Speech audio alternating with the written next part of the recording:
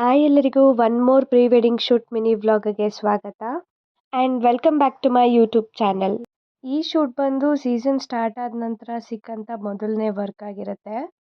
ಈ ಶೂಟ್ಗೆ ನಾನು ಪಾಪು ಮತ್ತು ಹಸ್ಬೆಂಡ್ 3 ಜನನೂ ಹೋಗಿದ್ವಿ.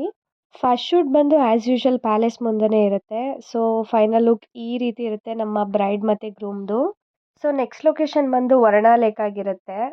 ಹೋದ ತಕ್ಷಣ ಹುಡುಗಿನ ಬೇಗ ಬೇಗ ರೆಡಿ ಮಾಡಿ ಶೂಟ್ಗೆ ನಾವು ಕಳಿಸ್ಕೊಟ್ವಿ. ಸೊ ಫೈನಲ್ ಆಗಿ ಈ ರೀತಿ ಕಾಣಿಸ್ತಾ ಇರ್ತಾರೆ ನಮ್ಮ ಬ್ರೈಡ್. ಪ್ಯಾಲೇಸ್ ಹತ್ರ ಶೂಟ್ ಮುಗಿಸಿದ ತಕ್ಷಣ ನಾವೆಲ್ಲರೂ ತಿಂಡಿ ಎಲ್ಲ ಒಟ್ಟಿಗೆ ಮುಗಿಸಿ ಈ ಕಡೆಗೆ ಬಂದಿದ್ವಿ.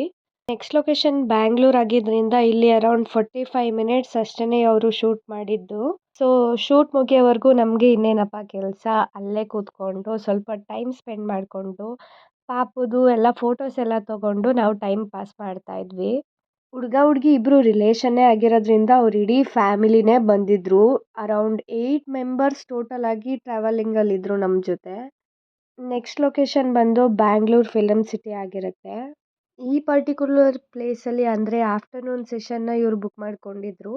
1 ಟು 7 ಈ ರೀತಿ ಇವ್ರು ಟೈಮಿಂಗಲ್ಲಿ ಬುಕ್ ಮಾಡ್ಕೊಂಡಿದ್ರು. ನಾವು ಅರೌಂಡ್ 1:30ಗೇನೋ ಲೊಕೇಶನ್ನ ರೀಚ್ ಆಗಿದ್ವಿ. Already half an hour late ಆಗಿತ್ತು. ಈ ಕ್ಯಾಟ್ ಅಂತೂ ಸೂಪರ್ ಆಗಿತ್ತು. ಸೊ ಅದ್ರ ಜೊತೆನೇ ಸ್ವಲ್ಪ ಫೋಟೋಸ್ ವಿಡಿಯೋಸ್ ಎಲ್ಲ ತೊಗೊಂಡು ನಾವು ನಂತರ ರೂಮ್ ಕಡೆ ಹೊರಟ್ವಿ. ಇಲ್ಲಿ ಫಸ್ಟ್ ಶೂಟ್ ಬಂದು ಟ್ರೆಡಿಷ್ನಲ್ ವೇರಲ್ಲಿ ಶೂಟ್ ಮಾಡೋಣ ಅಂತ ಹೇಳಿ ಕ್ಯಾಮ್ರಾಮನ್ಸ್ ಡಿಸೈಡ್ ಮಾಡ್ತಾರೆ.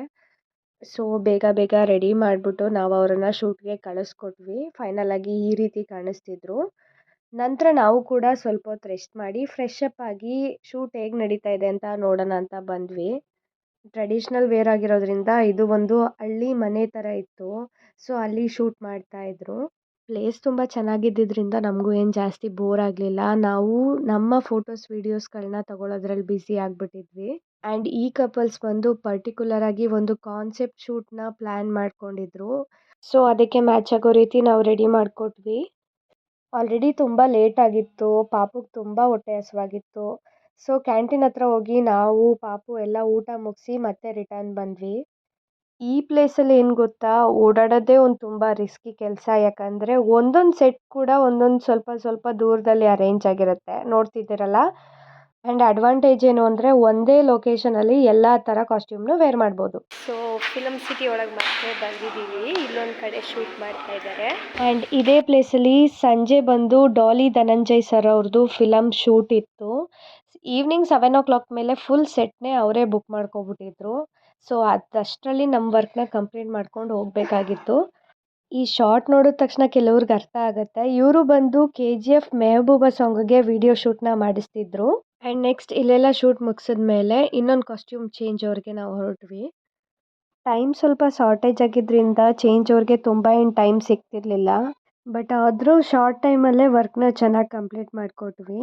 ಆ್ಯಂಡ್ ನೀವು ನೋಡ್ಬೋದು ಫೋಟೋಸ್ ಎಲ್ಲ ಅಲ್ಟಿಮೇಟಾಗಿ ಬಂದಿದೆ. ಈ ಸೆಟ್ ಅಂತೂ ಲೈಟ್ಸ್ ಆನ್ ಮಾಡಿದ್ರೆ ಸೂಪರಾಗಿ ಕಾಣಿಸುತ್ತೆ. ಆ್ಯಂಡ್ ಟೈಮ್ ಹೇಗೆ ಹೋಗುತ್ತೆ ಅಂತಲೇ ಗೊತ್ತಾಗಲ್ಲ. ಅಷ್ಟು ಬ್ಯೂಟಿಫುಲ್ ಪ್ಲೇಸ್ ಅಂತಲೇ ಹೇಳ್ಬೋದು. ಆ್ಯಕ್ಚುಲಿ ನಾನೇನು ಅಂದ್ಕೊಂಡಿದ್ದೆ ಅಂತಂದರೆ, ಈಗ ನೀವು ನೋಡ್ತಿದ್ದೀರಲ್ಲ ಹೊರಗಡೆಯಿಂದ, ಸೊ ಪರ್ಟಿಕ್ಯುಲರ್ ಆಗಿ ಇದ್ದಿದ್ದು ಒಂದೊಂದು ಸೆಟ್ ಅಂತ ಅಂದ್ಕೊಂಡಿದ್ದೆ. ಇಲ್ಲಿ ಒಂದು ರೂಮ್ ಒಳಗಡೆ ಹೋದರೆ ಪರ್ಟಿಕ್ಯುಲರ್ ಆಗಿ ಒಂದೊಂದು ಶೂಟ್ ಮಾಡಲಿಕ್ಕೆ ಒಂದೊಂದು ಥರ ಸೆಟ್ ಹಾಕ್ಕೊಟ್ಟಿದ್ದಾರೆ. ಸೊ ಸೂಪರ್ ಪ್ಲೇಸ್ ಅಂತಲೇ ಹೇಳ್ಬೋದು ಇದನ್ನು. ನಮ್ಮ ಶೂಟ್ ಮುಗಿಯೋವರೆಗೂ 8 ಗಂಟೆ ಆಗಿತ್ತು. ಅಲ್ಲಿವರೆಗೂ ಡಾಲಿ ಸರ್ದು ಮೂವಿ ಶೂಟಿಂಗ್ ನೋಡೋಣ ಅಂತ ಹೋಗಿ ಸ್ವಲ್ಪ ಹೊತ್ತು ಶೂಟಿಂಗ್ನು ನೋಡಿ ಡಾಲಿ ಸರ್ನು ನೋಡಿ ನಾವು ಮತ್ತೆ ರಿಟರ್ನ್ ಬಂದ್ವಿ. ಆ್ಯಂಡ್ ನಮ್ಮ ವರ್ಕು ಕೂಡ ಕಂಪ್ಲೀಟ್ ಆಗಿದ್ದರಿಂದ ನಾವು ನಮ್ಮೂರಿಗೆ ರಿಟರ್ನ್ ಹೊರಟ್ವಿ. ನಾವು ಮೈಸೂರು ರೀಚ್ ಆಗೋವರೆಗೂ ಅರೌಂಡ್ 10:45 ಏನೋ ಆಗಿತ್ತು. ಅಷ್ಟೊತ್ತಲ್ಲಿ ಬಸ್ ಅಂತೂ ಸಿಗಲ್ಲ.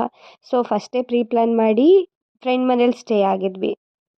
ಸೊ ಫೈನಲಿ ಈ ವ್ಲಾಗ್ನ ಇಲ್ಲಿಗೆ ಎಂಡ್ ಮಾಡ್ತಾ ಇದ್ದೀನಿ. ಈ ವಿಡಿಯೋ ನಿಮಗೆಲ್ಲರಿಗೂ ಇಷ್ಟ ಆಗಿದೆ ಅಂತ ಅಂದ್ಕೊಳ್ತೀನಿ.